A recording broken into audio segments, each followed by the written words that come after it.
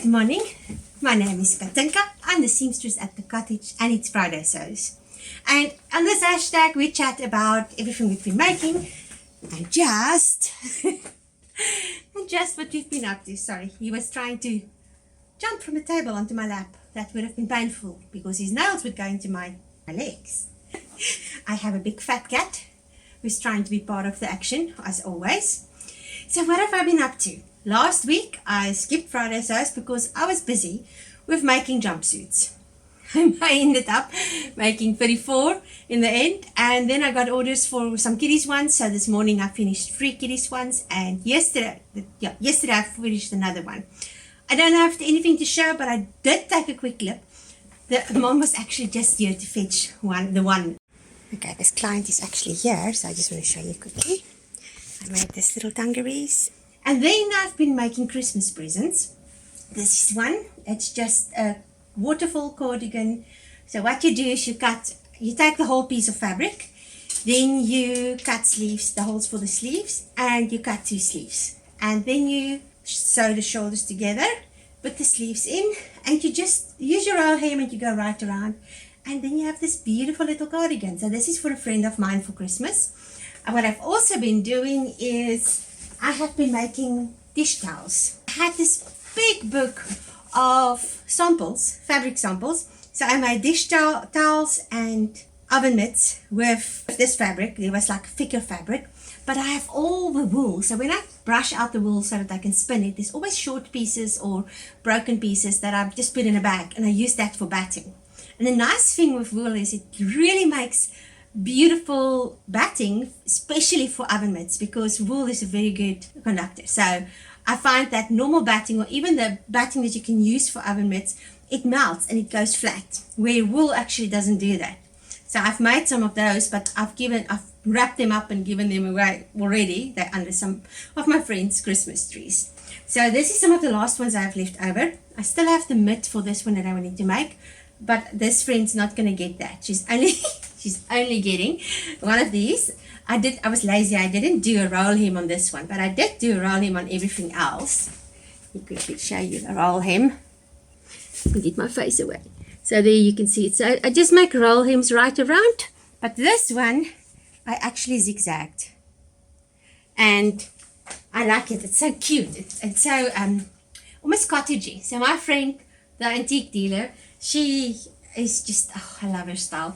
But it's very mid-century modern, I would say. But I mean, with her age, that was her style before mid-century modern was fashionable. So what she's getting is a bread. She knows it. So I just finished baking this bread. I wanted to show you. And then I put it in the dish towel and I just tie it up. Actually, we can do it together. So I'm going to just do this and move it over like that. And then I do the cottage tie that I think every crunchy mom out there knows, where you tie it like that and make a knot. Then you tie it like this and make a knot. I was just thinking about it the other day. If I had a family and if I had kids, I would have been a crunchy mom. But anyway, then it's like this, and I can give it to her and she will love it. Another thing that I finished after I spoke to you the last time is my dress. And I've been wearing it non-stop. It's not going to be a Christmas dress in the end. It's just going to be a dress. There we go. It's got pockets. Oh, got money in the pocket. That's nice. And it's just my standard dress, which I love. I really, really love it. So because it's summer, we don't really dress up for Christmas. I know in Europe and stuff you do. But I still want a nice dress for Christmas Day. So I've had this. I made this skirt. It's raw silk for my brother's wedding. Long before Victorian walking skirts and bustle skirts were even fashionable. And it was like, I've already cut it. It was a long skirt and it was fitting flat in the front, and then it had a little bustle in the back. So it was like pulled up. And I wore it with a corset. I don't have a photo. There is a photo somewhere, but my parents aren't home, so my dad can't send it to me. So what I've done is I've recut it. It's got a lining, and I've started. So I'm just going to make, oops, here goes my pin. I am just going to make a nice summer dress. So it's on the bias, and just going to be like that. And I think with this spaghetti string gifts on the side. I think I really enjoy wearing this, even for summer days. So I might take the lining out completely and just go with the silk, but I'm afraid the silk might pull. I think I'm going to try it. I'm going to take the silk out, the lining out. No, I don't think it will pull, as long as I don't make it too tight. I am actually going to just leave the lining in the top part for that part, for the hem seam finish. I can't talk today. It's like my tongue is just getting tired. Sorry. But anyway, this is going to be my Christmas dress. Another upcycle product, but what can I say? I'm the queen of upcycling. Maybe not the queen, but I'm quite high up there, I think. I love this green. I think it's so beautiful. And it's raw silk. I mean, you can't go wrong with raw silk. I'm sorry I'm pushing up my glasses so much. It is so hot and humid today. I actually am cooking over here. Usually I have the fan on, but if I put the fan on, it's too noisy. I've just switched the washing machine off as well because it was too noisy, because I really quickly want to do this. Yeah, so that's been me. I've done a bit of more of my decorating.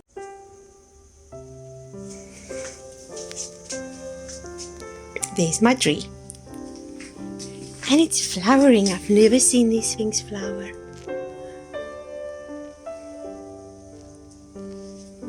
And this is my Christmas decor. And in the meantime, I've just been busy with Christmas presents for my friends. And this is something I wanted to just quickly chat about. It's actually quite random. Last year, because I'm on my own, and most Christmases I don't go to my family because they're far, and it was also lockdown and all of those things.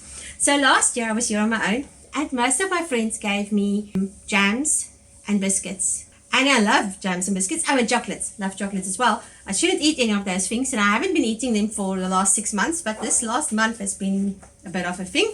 So that's why I've got pimples everywhere and a few other things. But anyway, that's beside the point. So I got all these nice goodies, but I had no presents to open for Christmas Day.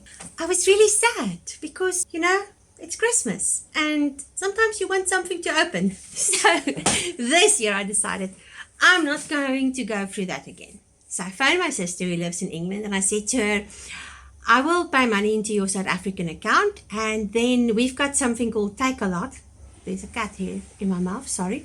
We've got something called Take a Lot, and I'll send you my wish list, and then for the amount of money that I pay into your account, just give me a few small things and send it to my friend who lives in the village, Jay, the one who was sewing with me, and then she will wrap it and I can have some gifts under my tree. I'll show you my tree also just now. So yesterday, my friend Jay phoned me and she's like, your presents are all wrapped up. So yes, this year I will have some presents to open. But then all my other friends have also given me presents this year.